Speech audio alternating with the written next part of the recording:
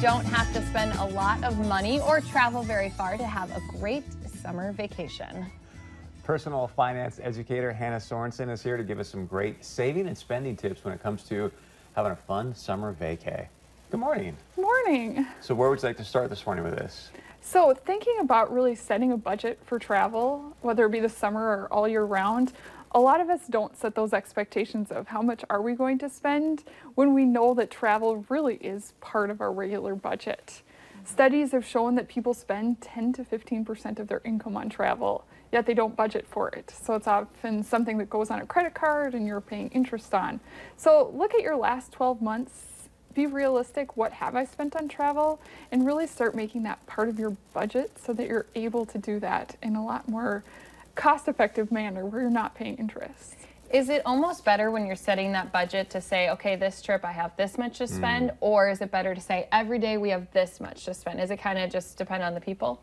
I think really look at the overall, what do you want to be doing, where do you want to be going? Because some days might cost more. I think looking at a trip and saying every day is going to be the same isn't realistic. Right. You know, you might want to go to a certain park or different destination within that city, and allowing yourself some freedom makes it a lot more fun.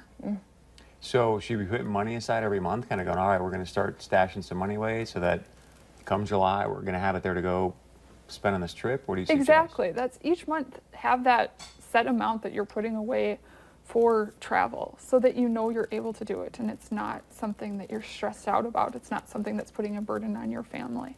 I do feel like we do try to squeeze in a lot of vacations in our summertime because kids are out of school. It's easier to maybe go take work off and stuff. So how do we kind of also not then overdo it, overindulge in vacationing?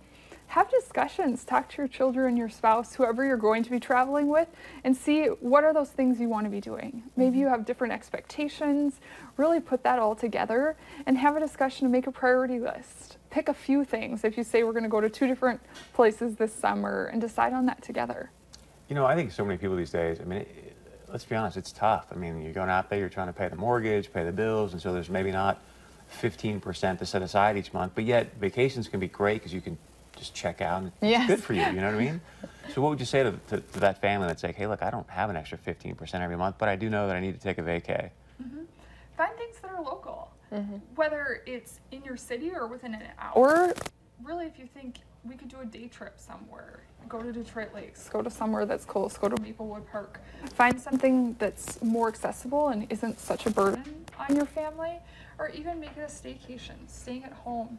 Being outside, people don't take advantage of their backyards. Right. Think of what happens when you bring out a slip and slide and actually do that with your kids versus just them. Making that a fun day at home can be a really good way to enjoy summer. Putting away technology for a moment, that can really change your attitude towards what staying at home and making that into a vacation is. I sometimes do love just getting the kiddie pool out, putting your feet in, relaxing in the backyard, but we'll have more on your summer travels and budgets when we come back.